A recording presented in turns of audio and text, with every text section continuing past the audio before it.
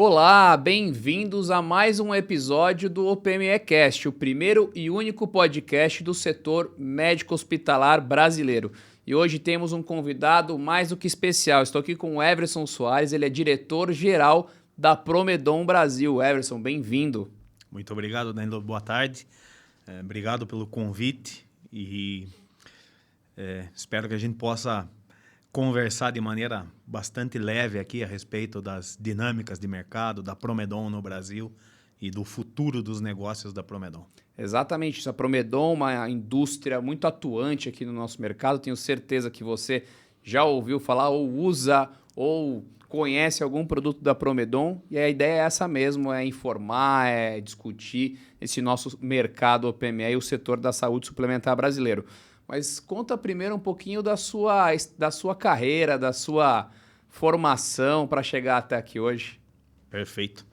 Bom, como o meu sotaque não nega, eu sou do interior de São Paulo, nascido no interior, e eu me graduei em Sistemas Biomédicos, um curso que é oferecido pela FATEC, vinculada à Unesp, e depois eu fui fazer uma pós-graduação em Upstream Marketing, para entender um pouco mais. Faz 25 anos que eu atuo na indústria de medical devices. Comecei trabalhando numa empresa nacional que distribuía uma grande marca alemã. Depois passei por outras duas multinacionais, a Covidien, que hoje é Meditronic, e a Coloplast. E faz 7 anos que eu cheguei na Promedon. Vim com a missão de liderar a Promedon no Brasil, com alguns pontos importantes na agenda, que era aumentar a rentabilidade da empresa no país, introduzir, na verdade, fazer uma versão 2.0 do programa de compliance na época e expandir as áreas de atuação da Promedon no Brasil. Excelente. Então, falando um pouco de Promedon, que eu creio que é o assunto principal desse episódio, conta um pouquinho mais da Promedon, a origem dela, a posição dela no Brasil e no mundo, um pouco mais do portfólio também. Perfeito. Bom, a Promedon ela foi fundada em 1985 por um urologista. E o filho, vendo o pai, que tinha a missão, que isso ainda segue no DNA da empresa e vai seguir, de facilitar e melhorar a vida dos pacientes, principalmente devolver a condição social. Então ele começou fabricando próteses penianas naquela época e isso se tornou escala América Latina e depois global. Então nós temos 40 anos de fundação. No Brasil nós estamos presentes, completando 30 anos este ano. Basicamente nós temos a linha de UPF, que nós chamamos Urologic and Pelvic Floor, que nós mesmos fabricamos. E o ano de 2021, nós começamos com a segunda linha de fabricação chamada Fergus, que é uma linha que ainda não está estabelecida no Brasil. Nós vamos lançar em 2025. Como nós tivemos essa penetração América Latina com a linha UPF e se expandiu muito rápido dentro da urologia e ginecologia, nós acabamos fazendo parcerias de longa data com empresas multinacionais para ser empresa master na América Latina de distribuição. Então, hoje o que eu posso dizer é que nós temos uma parte da Promedon que fabrica seus próprios produtos e uma parte que é parceria com grandes empresas, onde a gente faz a distribuição dos produtos. Obviamente, nós estamos trabalhando para cada vez mais aumentar essa participação de produtos próprios. E aqui no Brasil, especificamente, nós temos 4 unidades de negócio. A unidade de fabricação própria, uma unidade de endoscopia, uma unidade de tratamento avançado de feridas e uma unidade de neurocirurgia. Com os nossos produtos, hoje nós estamos presentes em mais de 60 países e nós temos headquarter na Argentina, Brasil, Chile, México e Alemanha. Então, a Alemanha cuida de todo o que é o negócio Europa e Middle East. E nós, aqui na América Latina, através da Argentina, gerenciamos onde os países que não têm subsidiária, e cada país que tem sua subsidiária desenvolve o trabalho dentro dessas unidades de negócio. Eu acho o caso da Promedon muito interessante, porque, como você falou, é indústria e distribuidor ao mesmo tempo. Um distribuidor master que tem também a característica de ser indústria muitas vezes. E hoje são 4 unidades de negócio, como você bem disse. Essas 4 unidades de negócio, elas são as mesmas no mundo inteiro ou essa é uma particularidade do Brasil? No mundo tem outros negócios, outras distribuições ou não? Nós, como objetivo estratégico da empresa, a intenção é consolidar as 5 grandes unidades de negócio em todos os países. A Europa tem uma particularidade. A Europa, nós só fornecemos os nossos produtos próprios. Mas na América Latina, a intenção é que os países tenham a unidade de tratamento de feridas, a unidade de neurocirurgia, a unidade de endoscopia, a unidade de urologia e ginecologia e a unidade de medicina esportiva. Então, estamos trabalhando para fazer essa consolidação. A medicina esportiva seria aí a 5ª unidade de negócio. Para nós, aqui no Brasil, em 2025, nós entraríamos com a 5ª unidade de negócio. Interessante. E como é que está estruturada a Promedon Brasil, Everson? A gente recebe diversos executivos e muitas vezes a gente entende que numa multinacional, por mais que tenha um presidente Brasil, as unidades de negócio podem ter um dotline lá para fora ou elas têm independência para ter a sua própria governança, a sua própria estratégia.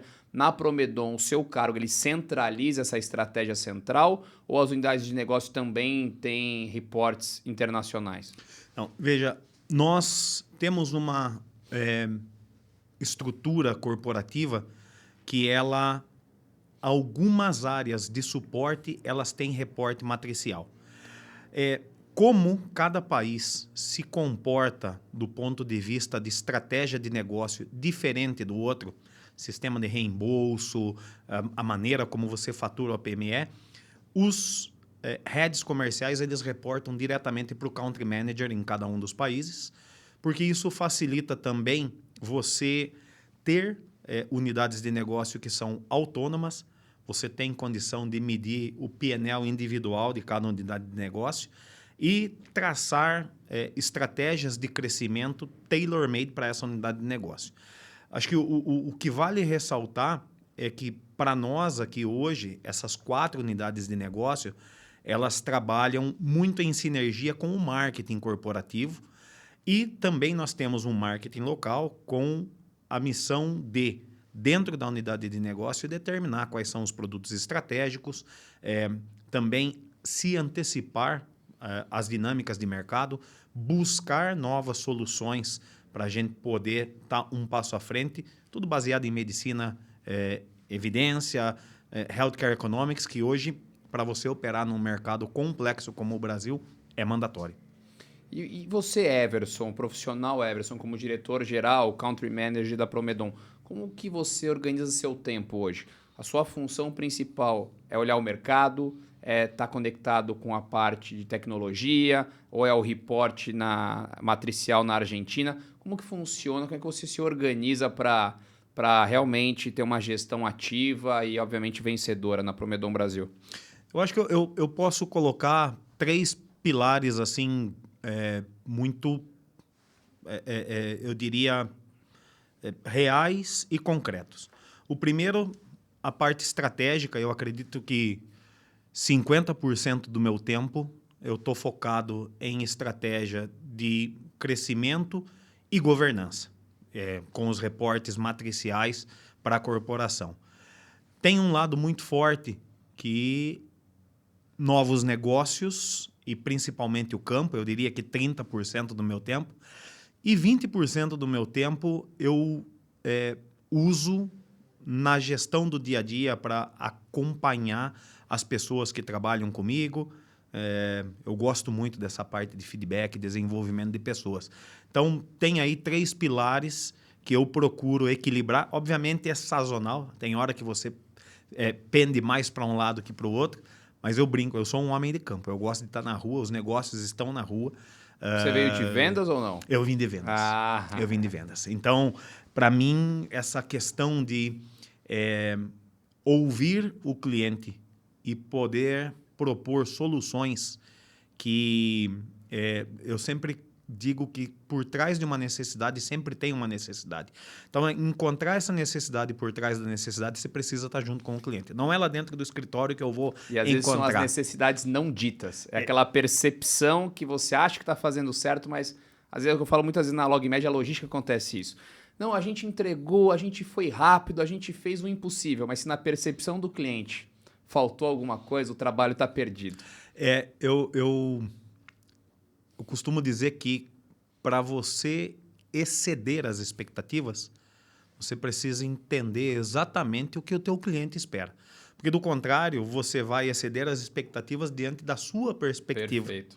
E não da perspectiva do seu cliente. Então, estar com o cliente, eu acho que é o principal ponto em que nós temos a nossa missão, visão e valores, que é ouvir e atender as demandas do mercado de saúde. Até porque o mercado OPME já foi muito mais, mas ainda é relacional. Ainda é um mercado que exige um nível de serviço lá na ponta, que um vendedor bem treinado, um assessor técnico, só ele consegue dar. De ensinar o médico uma nova tecnologia, o uso do equipamento, ou até mesmo o suporte ali operacional, que é uma característica do setor. Tá certo que muitos setores dentro do OPME já estão mais automatizados, alguns produtos viraram até commodity, né, o empacotamento ali de tratamentos, mas ainda tem essa questão do relacional. E se você não tem uma equipe de vendas forte para fazer esse relacionamento médico, você perde essa escuta ativa que você bem mencionou. Hoje, como é que a Promedon vê isso? Como é que você vê isso? Eu gosto muito Essa evolução, essa parte, né, comportamental da evolução e evolução do mercado. Mas quando eu volto 25 anos atrás, as vendas eram puramente transacionais, né? Depois, num período, elas viraram extremamente consultivas, com entrada de tecnologia muito rápida. Eu acho que os últimos 7 anos que eu estou na Promedon e eu olho para o mercado, a transformação agora, que eram 10, depois passaram a 5, ela transforma todo ano. Então, hoje, a gente estava discutindo hoje de manhã, o vendedor ele precisa ser ultra consultivo. Ele precisa saber tanto quanto o médico sobre uma nova tecnologia, sobre uma aplicação de um produto que ali ele é limítrofe entre a vida e a morte. Então, investimos muito em treinamento e capacitação da força de vendas para que a força de vendas tenha condição de falar a mesma língua que o cliente. E concordo plenamente contigo. Com as grandes consolidações que estão no nosso mercado, essa parte transacional voltou a ser muito importante. Porque, em alguns casos, essa parte comoditizada do negócio... Eu não gosto muito da palavra comoditizado, porque eu acho que... Porque não é commodity, para Porque começar. não é um commodity. E eu acredito que tudo é cíclico. O que é commodity hoje significa que tem alguma coisa mais avançada vindo ali na frente. Seguramente. Então, vamos pegar a cirurgia aberta. Hoje não se faz mais. Hoje é tudo minimamente invasivo. Qual é o próximo passo? Veio a robótica. E depois da robótica, não sei, talvez a robótica por endoscopia. Então, ter uma força de vendas altamente treinada, buscar tecnologias que agregam valor ao paciente e também ao usuário e trazem economia à fonte pagadora, ao hospital, eu acho que está tudo interligado e que precisa, dentro do planejamento estratégico da empresa, na agenda de 3 anos, ser muito bem trabalhado e principalmente materializado no dia a dia. Eu acho que você foi perfeito quando você coloca que a venda era transacional. Depois ela virou extremamente relacional e hoje o transacional voltou. Mas o relacional ele nunca vai acabar, ele só evolui. E em algum outro episódio aqui do OPMcast, a gente estava discutindo o papel do vendedor. O vendedor antes, que era um vendedor monotarefa, no sentido de ter relacionamento médico, hoje ele é multirrelacional. Ele tem que se relacionar com o médico, com o convênio, com o auditor, com o almoxarifado, com todos os stakeholders que estão dentro do hospital, Porque não é só a venda para o médico, é a assessoria à enfermagem, à engenharia clínica, à logística do hospital, para que todo mundo entenda o conceito, até mesmo para os auditores, porque a gente sabe que o nosso mercado hoje tem um represamento de pagamento grande, que se a venda não for bem feita, vai resultar em glosa lá na frente. Como é que você concorda comigo? E aí eu acho que a Promedon está numa posição quase única de analisar diversos modelos de negócio. Como você bem falou, o seu portfólio é mais extenso do que a média do mercado. Você tem 4 linhas de negócio distintas entre si e grandes. E você atua como indústria e distribuidor. Então, como é que você organiza esses modelos de negócio? Qual é o melhor modelo de negócio para trabalhar? Eu entendo que, em algumas vezes, você vai fazer a venda direta, e aí você tem operadores como a LogMed para transacionar a logística. Você tem inúmeros distribuidores de diversos tamanhos e especialidades no Brasil para atender regiões específicas. Hoje, quando você faz um olhar macro, né, Brasil, tamanho do Brasil, como eu atendo esse mercado com um portfólio extenso, diferenciado e no melhor modelo de negócio? Existe um beabá, uma política ou é caso a caso? Existe uma metodologia que nós desenvolvemos ao longo do tempo. Primeira coisa foi a verticalização das unidades de negócio. E aí cada unidade tem o seu canal de venda direta, com vendedores dedicados, e o seu canal de venda de distribuição. Porque a capilaridade no Brasil, bom, um país de dimensões continentais, é algo que... acho que o importante de ressaltar nisso, nessas unidades de negócio, é que praticamente hoje a gente não vende produto mais. Você vende um serviço completo. Então, se eu pego um procedimento de endurologia, eu não mando um basket, um catéter, eu mando o ureteroscópio, eu mando laser, eu mando a instrumentadora, na neuro, mesma coisa. Então, eu tenho que, em cada unidade de negócio, separar bem o que é a estratégia de venda direta e os recursos necessários. Na distribuição, é muito foco em treinamento e suporte para que, do Iapoque ao Chuí, você tenha condições de ter o mesmo nível de serviço. E aí a gente conta com a parceria da LogMed para poder chegar rápido, não só rápido, mas em tempo, em forma, e de maneira que o cliente se sinta bem atendido. Então, estratificamos por unidade de negócio, criamos canais de vendas direta e distribuição, e esse é um modelo que a gente revisa todo ano, porque a dinâmica de mercado exige. Vamos lá, alguns produtos que vão se comoditizando ao longo do tempo, você automaticamente precisa passar por uma venda direta. Hoje você já tem omnichannel em alguns segmentos, que eu ainda acredito que no Brasil é pouco, mas que vai caminhar para isso ao longo do tempo. Menos especializado, você ter menos complexidade de logística, menos para poder acompanhar os custos e ser, digamos, efetivo e levar qualidade ao mesmo tempo. Então, nós revisamos a agenda em 2021, no meio da pandemia. É um modelo que já por 3 anos a gente vem trabalhando de maneira efetiva e sustentável, mas eu sempre digo, o próximo plano 25 a 27, ele pode ter mudanças porque o mercado exige. Então, eu costumo dizer que a equipe precisa se antecipar às mudanças de mercado para a gente ter condição de superar a expectativa do cliente. É um ponto bem interessante esse, porque o mercado ele está estressado. Então, muito se falava de venda indireta há 10 anos atrás, era só venda indireta praticamente.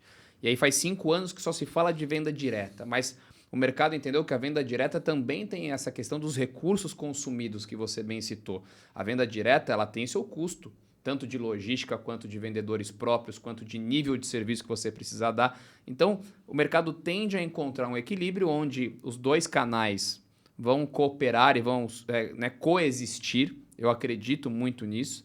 E a Promedon acho que vai viver na pele, porque tem esse portfólio extenso e atua nos dois mercados nos dois canais de forma praticamente... hoje você tem um número? Quanto que é distribuição, quanto que é direto? 70% do nosso faturamento ele vem de vendas diretas. Já é 70% 70% direto? e 30% Interessante. via distribuição.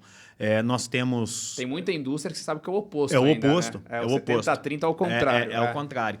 Nós, nos últimos 4 anos, nós procuramos expandir as vendas diretas, principalmente dos produtos próprios, em função de que você precisa de uma venda mais consultiva. Então, por exemplo, em 2022, nós lançamos um esfíncter artificial, o Victo. E a venda ela é extremamente técnica. Então, nós tivemos que criar e aí treinar distribuidores que têm condição de entregar para o médico o mesmo nível de evidência clínica, o mesmo nível de suporte clínico. Então, à medida que você especializa a sua força de vendas, em alguns segmentos você atua mais direto, mas, por exemplo, em neuro, a gente tem uma participação muito forte. Por quê? Porque exige uma estrutura e aí distribuidores que estão, por exemplo, no Mato Grosso, eles conseguem atender uma cirurgia de emergência em 1h30, 2 horas, coisa que eu não vou conseguir fazer daqui. Mesmo com um parceiro logístico, a gente sabe que, às vezes, a informação ela não chega em tempo e forma. Então, devido à complexidade de alguma especialidade, o distribuidor ele é um parceiro super estratégico, vai continuar sendo, e como você falou, eu acho que um não vai substituir o outro. Nós vamos encontrar formas de ter alianças muito bem estabelecidas, de novo, pensando no bem-estar do paciente e ser custo efetivo para poder continuar competindo no mercado brasileiro. Uma questão que eu esqueci de perguntar no começo, mas eu acho que ela é importante. Muitos executivos, quando representam a indústria, às vezes empresas de milhões, centenas de milhões aqui no Brasil, quando a gente joga numa escala global, o Brasil representa 4%, 5%, e é muito difícil para um executivo da indústria, quando gera uma crise, um BO de produto, puxar para o Brasil se o Brasil representa 4% ou 5%, independente do faturamento absoluto. Como é que é a Promedon Brasil em relação ao mundo? Eu não vou, assim, ser, digamos, eu vou ser bem humilde na minha resposta. Felizmente, hoje a gente representa 41% do faturamento. Então, é a minha percepção. A atenção vem para cá. Mas, por exemplo, a gente tem parceiros americanos que o mercado americano corresponde a 80% de uma determinada linha e a América Latina é 0,5%. Então, esse sofrimento existe. Mas eu acredito... Nós sofremos muito com a cadeia de supply chain durante a pandemia e até um pouco depois. Acho que houveram coisas que terminaram de se regularizar agora. Mas o Brasil é um país que, dentro de mercados emergentes, se você conversar com qualquer executivo, o Brasil figura nos planos de expansão de toda e qualquer multinacional de milhões ou bilhões.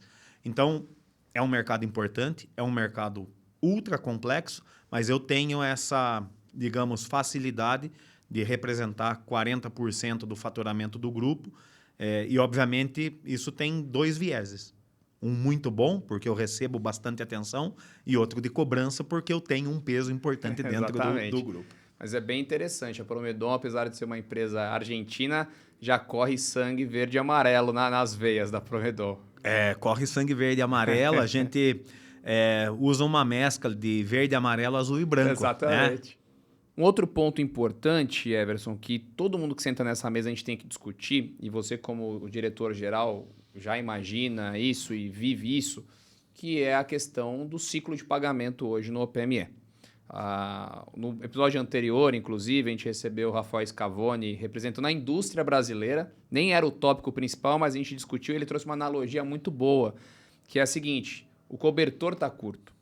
E o cobertor curto está esquentando o pé cada hora de um. Então, esse cobertor ficou muitos anos no pezinho da indústria e agora ele está no pé da operadora, mas fica todo mundo puxando o mesmo cobertor.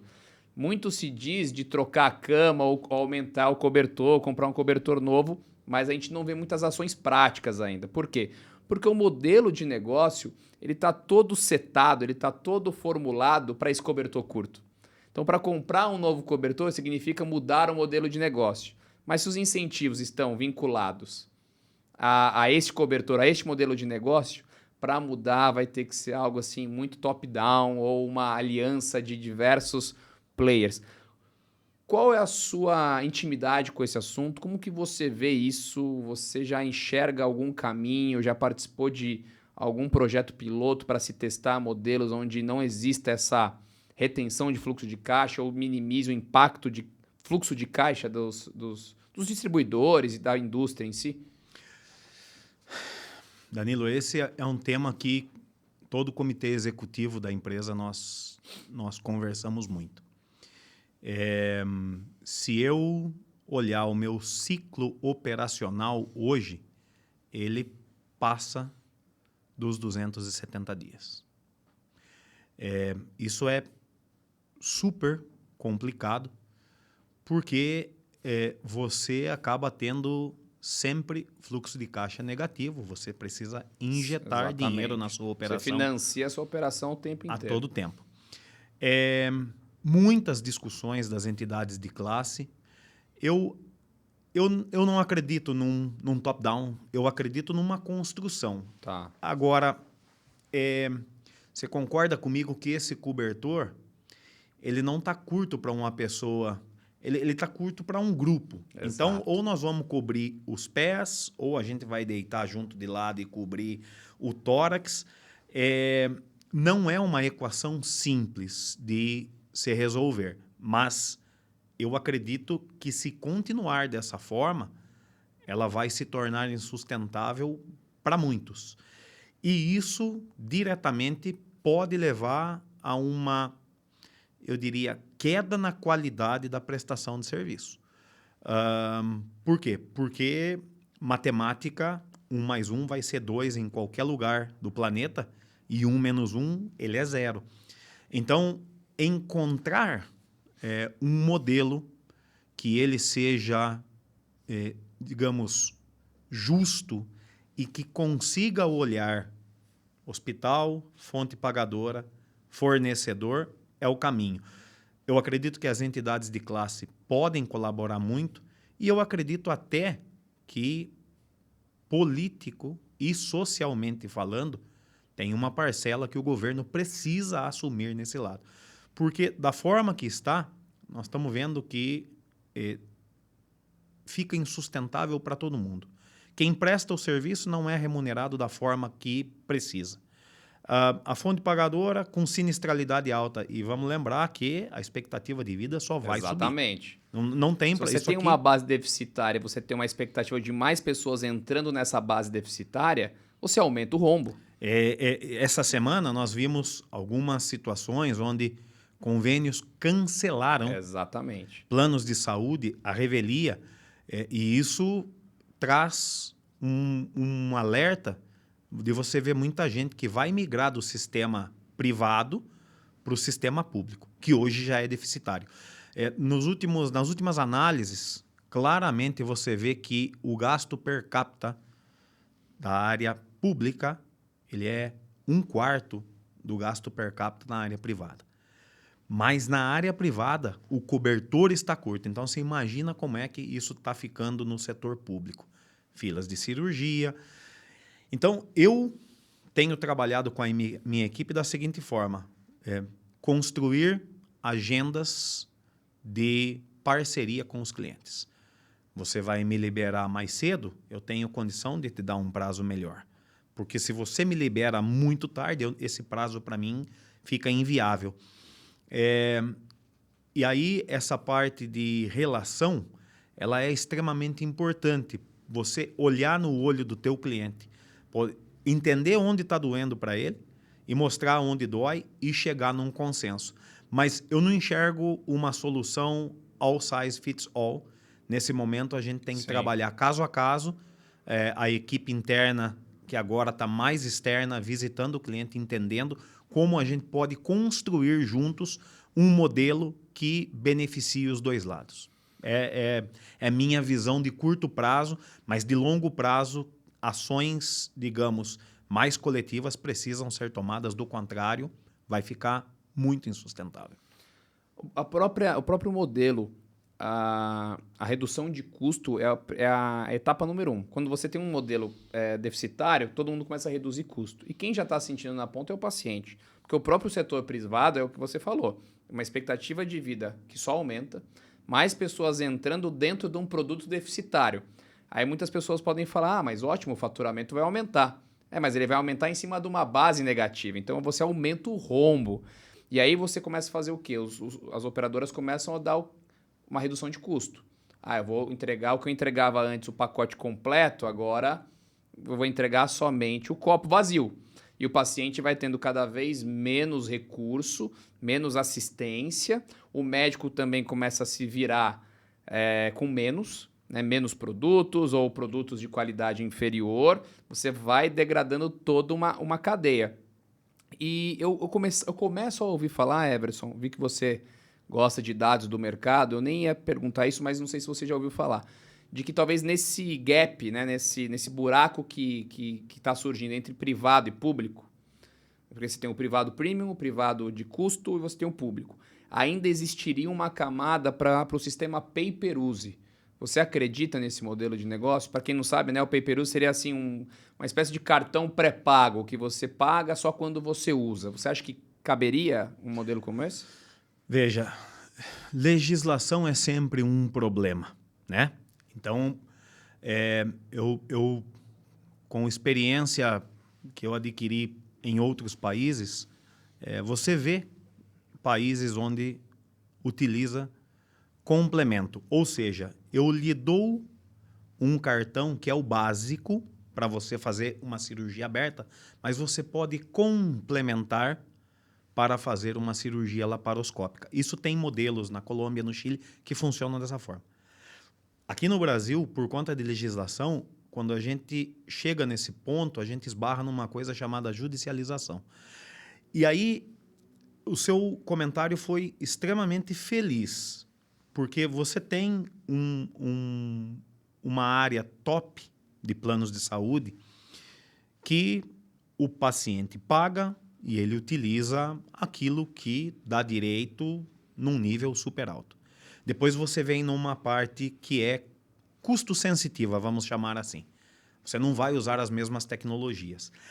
E, para mim, a questão de você cortar, entregar o copo, quem sabe não vazio, mas meio cheio, num procedimento que exige que ele esteja cheio, traz desdobramentos com mais custos. Por exemplo, nós não temos um bom controle de índice de reoperação por conta de saída de tecnologia. Nós da indústria sabemos que, em alguns casos, alguns players decidem não usar uma determinada tecnologia e depois de um período eles voltam atrás, vamos negociar, porque eu percebi que os meus resultados eles pioraram por conta de ter cortado uma determinada tecnologia. Eu acho que os nossos cirurgiões, os nossos médicos, eles são fenomenais na minha visão. Por quê? Porque eles trabalham com recursos extremamente escassos, mesmo onde é top. Uhum. Se você compara com médicos que operam em países de primeiro mundo, aqui no Brasil o pessoal se vira nos 30 para fazer cirurgia de alto nível com muito menos tecnologia. Então, eu acho que tem duas coisas importantes. A primeira delas é ineficiência. Quando você olha para a cadeia como um todo, tem muita perda que o pessoal não consegue mapear. Seria um grande projeto de Six Sigma para você fazer com excelência usando menos. Esse é um ponto. E o segundo ponto é acreditar que a tecnologia vem para encarecer. A tecnologia ela vem para andar de mão dada com ganhos futuros. Então, nisso o nosso país ainda está pecando, porque tem poucos dados, as decisões efetivamente não são tomadas em cima de dados concretos. Tem mais achismo do que dados concretos. Outro ponto importante Eu acho que o pay-per-view aí, ele vai uma hora chegar. Antigamente as empresas, elas tinham Mas os é o planos... famoso nivelar por baixo, né? É uma forma de nivelar por baixo, talvez uma demanda mal assistida hoje. Então, vamos lá. Você colocou um ponto. Eu ia falar, as empresas tinham o sistema de plano de saúde que elas pagavam full. Há 10 anos atrás entrou a coparticipação. Né? Aquele rebuliço e tal. Hoje em dia, o que a coparticipação fez? Fez a sinistralidade baixar porque todo mundo que tinha uma febre entrava num pronto-socorro e fazia toneladas de exames, tomografia e tal. Quer dizer, hoje você olha e fala assim, pô, tem uma videochamada que eu tô com desconforto aqui, vou fazer. Mas sério, vou para o hospital, marco uma consulta eletiva. Então, eu concordo contigo que se entra de golpe uma determinação de que você paga por uso, você nivela por baixo e vai sofrer, muito provavelmente, aquele que tem menos condição. É o cara que está entre o SUS e entre É isso aí. o B. Entendeu?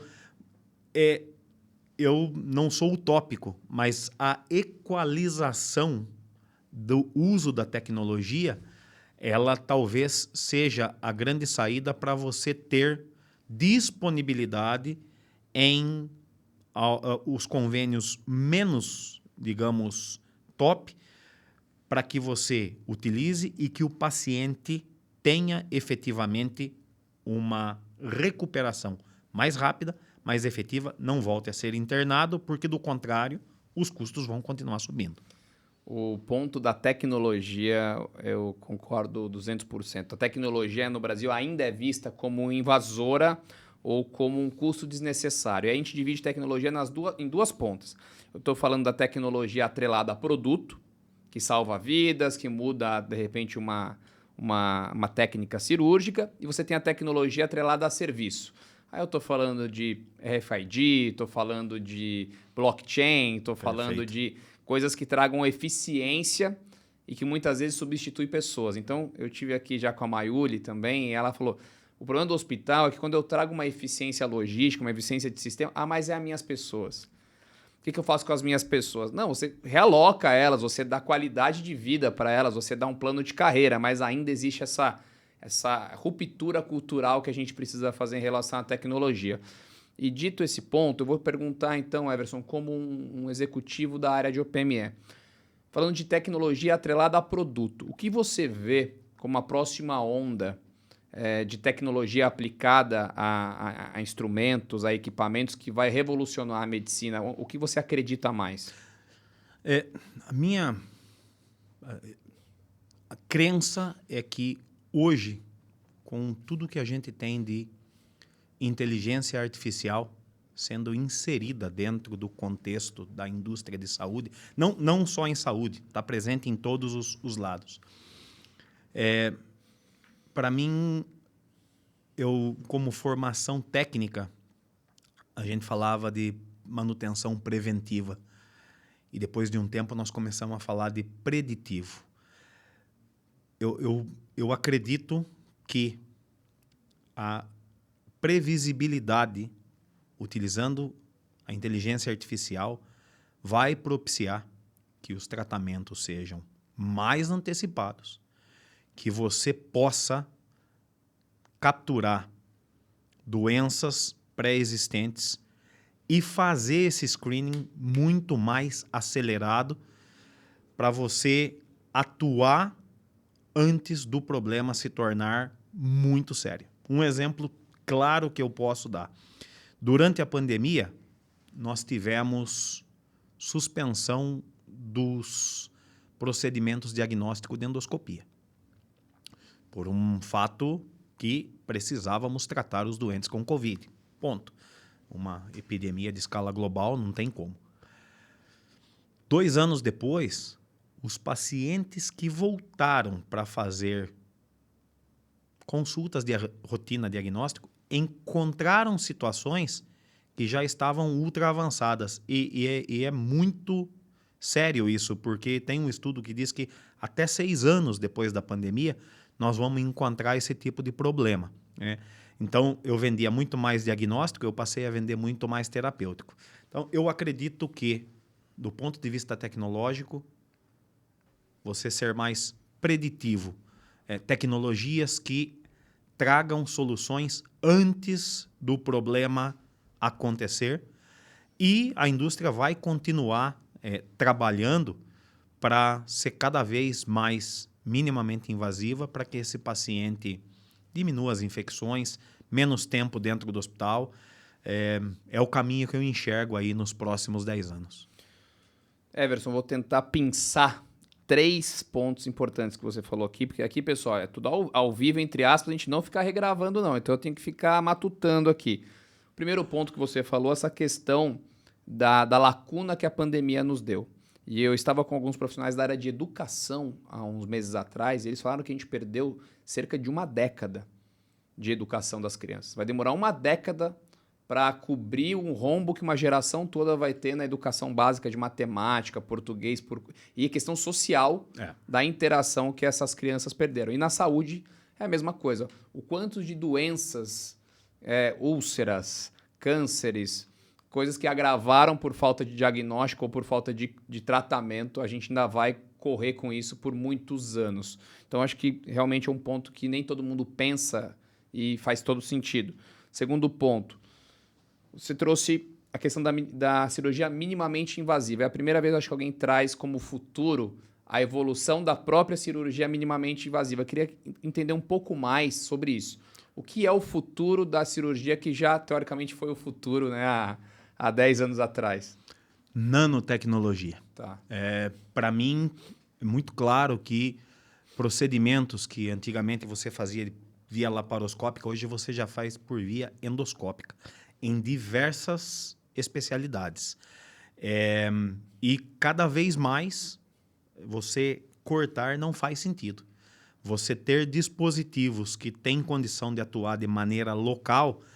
Eu estava vendo na semana passada um programa e eles estão analisando um modelo robótico de cápsula endoscópica, que ela vai conseguir fazer o trato, parar, não só fotografar, como biopsiar, tratar ali em loco. Então, eu acho que esse modelo mais avançado, quando a gente olhava lá para trás e falava assim, nossa, um robô vai conseguir operar por robô. O robô hoje ele é uma tecnologia disponível no mercado. Caro, mas disponível no mercado. Se bem aplicado, traz inúmeros benefícios. Eu acredito que, por exemplo, quem passou por uma cirurgia de prostatectomia radical e fez por robô, aumenta aí em mais de 70%, 80% a chance de preservação de feixes vasculos nervosos, a parte de continência, a parte de potência, tudo isso é preservado. E para mim, a versão 2.0 dessa indústria, ou 4.0, vamos chamar assim, é ainda menos invasiva, é ainda mais molecular. Tenho certeza que vamos caminhar para isso e ainda vou ver. A customização da medicina. Tratamento mais customizado. Na genética já acontece muito isso. Exatamente. Né? Agora você vai no nível molecular para definir um tratamento oncológico, um tratamento hematológico. E nós vamos caminhar para isso, Danilo, dentro de medical devices. Não tem como. É uma realidade. Tempo e custo é o que vai determinar. Obviamente, sempre lá fora, digamos, no hemisfério norte, as coisas acontecem mais rápidas. Mas nós temos excelentes profissionais aqui no hemisfério sul também. Ótimo. E o terceiro ponto que eu pensei do seu raciocínio anterior, que aí tem o que ninguém falou, que foi o minimamente invasivo, que você acabou de trazer a evolução com nanotecnologia, eu achei excelente. O segundo ponto é o que todo mundo fala, inteligência artificial. Acho que é algo que veio para ficar. A gente ainda nem imagina o que ela vai nos trazer de melhoria, né? O ser humano nós somos falhos em prever o futuro, a gente não consegue muito.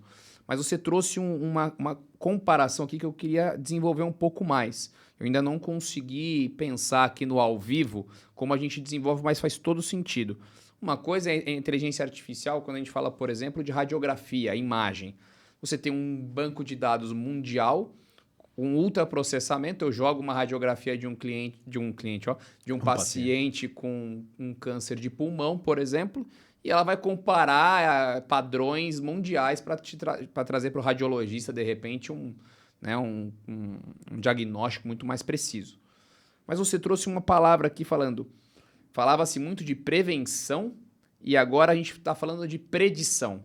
Qual que é a diferença entre preditivo e preventivo, ou como eles podem trabalhar em conjunto?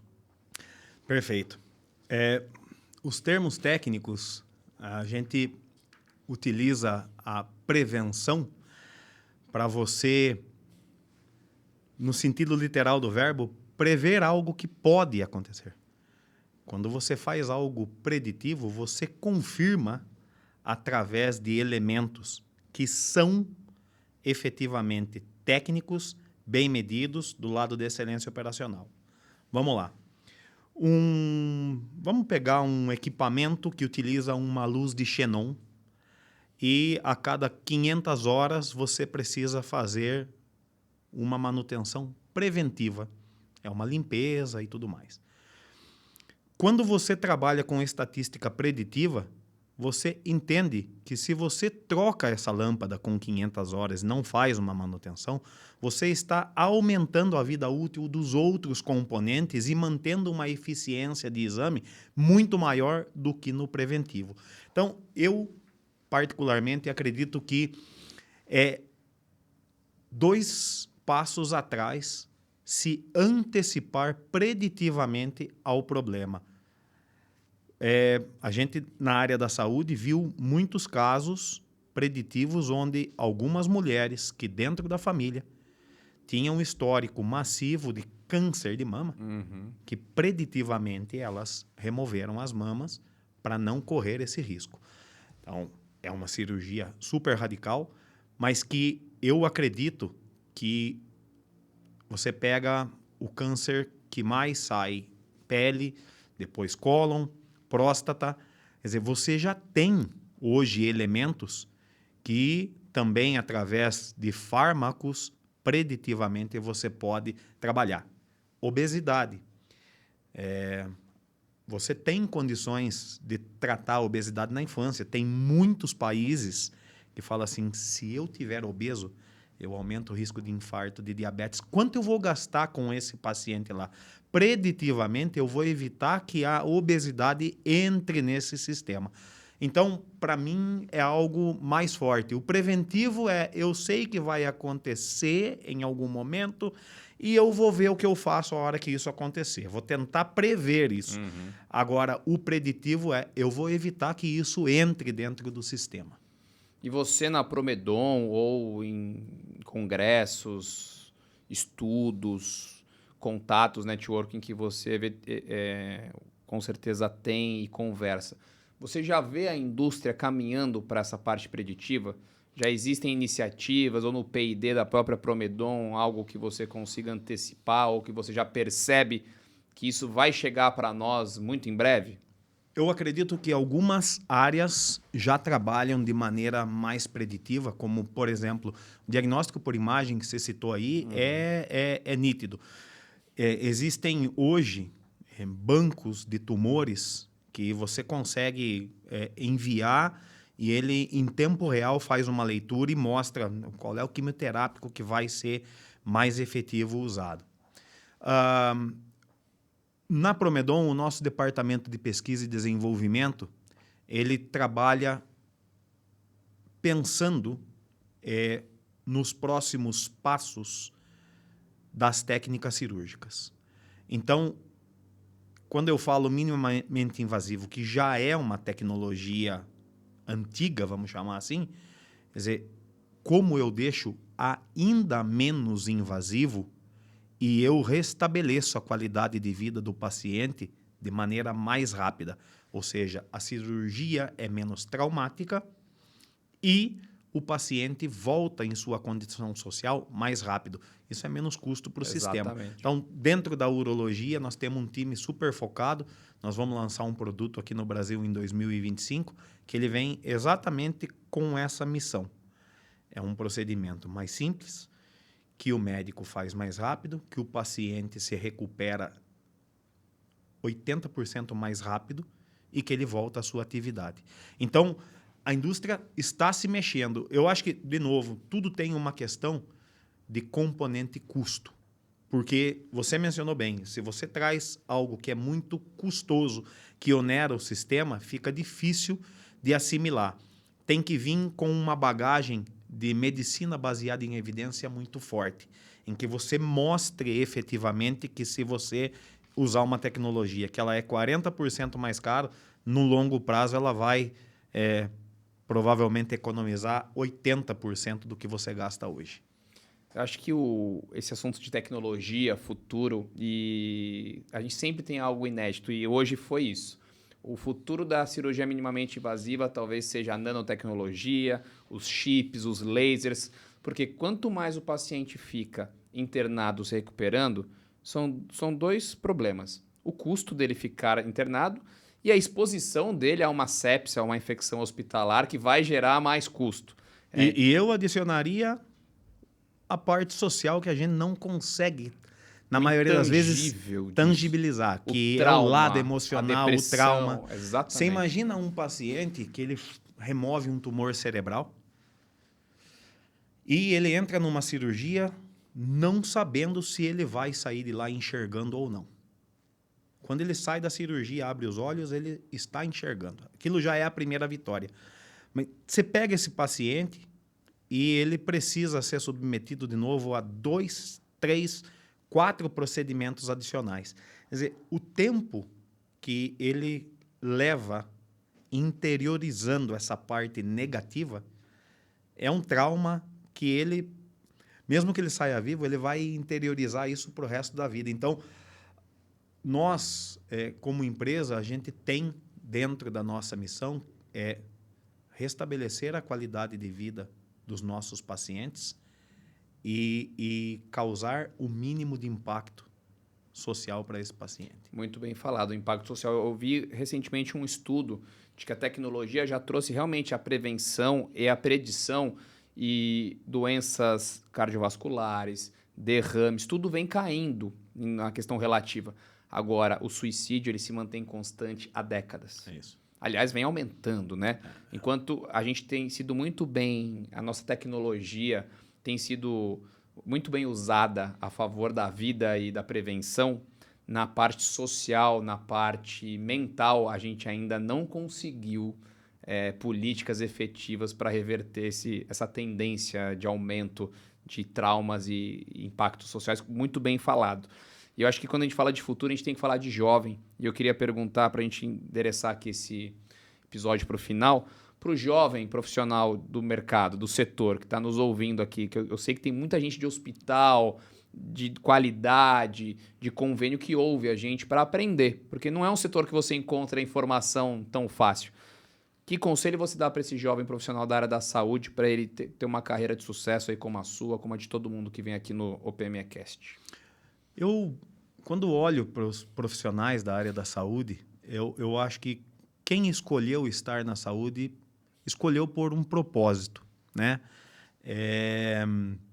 Nós, há pouco tempo, desenvolvemos um programa social na empresa, até a gente apresentou na Hospitalar, que foi um programa de formação para a área da saúde, mas a gente não desenvolveu para usar essa mão de obra na Promedon. Ela pode ser utilizada, mas o que nós queremos contribuir com esse programa social é despertar nesse jovem. Então, a gente pega a pessoa que terminou lá o ensino fundamental e propicia uma bolsa de estudo para ela se capacitar em algum programa da área da saúde.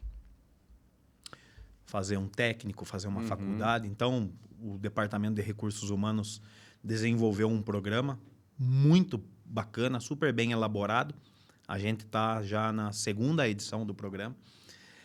Mas eu acredito que tem 3 coisas que eu posso falar para esses jovens.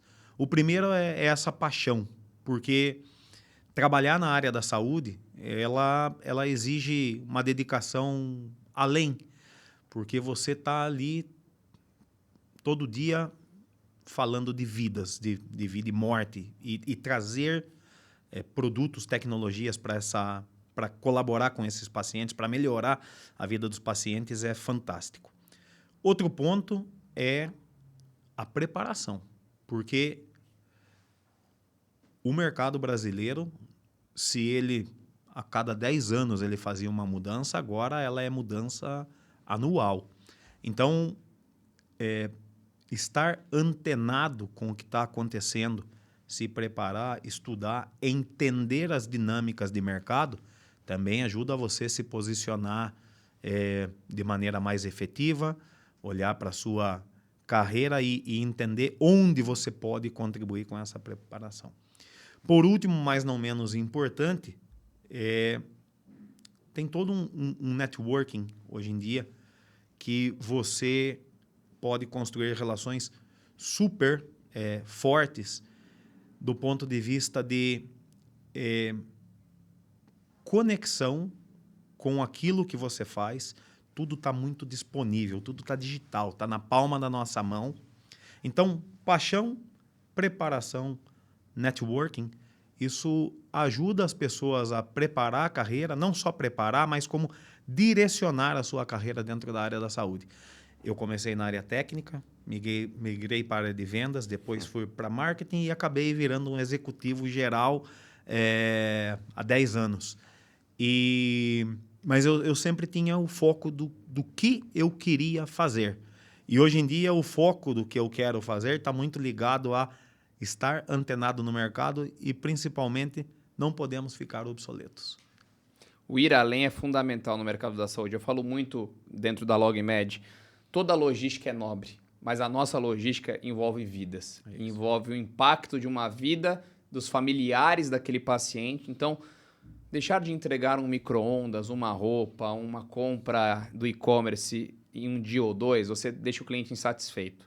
Você não entregar um produto cirúrgico, você está causando um impacto numa vida, num sistema de saúde. Então, existe essa dedicação de ir além. Você tem que realmente ter propósito, senão você não vai ser feliz ou não vai ser longevo no mercado da saúde. Para a gente finalizar, Everson, eu faço uma brincadeira aqui que é um jogo rápido de palavras, que nem aqueles programas dos anos 90. Eu falo uma palavra e você já responde o que você pensa dela. Combinado? Combinado. Vamos lá. Gestão de pessoas. Dedicação. Tecnologia. Imprescindível. Fluxo de caixa. Sustentabilidade. Concorrência. Importante. Governo. Muito importante. Logística. Crucial. Mercado ou PME. Desafiador. Excelente. Everson, queria que você encerrasse aí com uma mensagem final, deixando também os seus contatos ou contatos da Promedon para quem quiser seguir, acompanhar as novidades. Bom, eu queria agradecer a oportunidade de conversar contigo. É super prazeroso discutir esse tema que, na verdade, nós transcendemos aqui, nós falamos de muita coisa, mas eu, de novo, há 25 anos nesse mercado, eu tenho certeza de que todo dia eu aprendo algo novo. E vou continuar aprendendo pelo tempo que eu estiver aqui na área de saúde. Visitem o site da Promedon, www.promedon.com. É uma empresa argentina, 40 anos no mercado, como eu mencionei antes, e que tem muitos planos de expansão. Então, as pessoas que querem trilhar uma carreira na área, digamos, corporativa, então também podem entrar lá e acompanhar as oportunidades. E, mais uma vez, obrigado pelo tempo e por esse convite que foi super prazeroso. Everson, eu que agradeço em nome da LogMed, sucesso a você, a Promedon. E você que nos acompanhou até o final desse episódio, deixa aqui seu comentário, a sua dica, o que mais você quer aprender no OPMEcast. Vai ser um prazer trazer convidados cada vez mais alinhados com o propósito de vocês. E fiquem ligados no LinkedIn da LogMed, nas plataformas Spotify e YouTube. E até o próximo episódio do OPMEcast. Um abraço e até lá.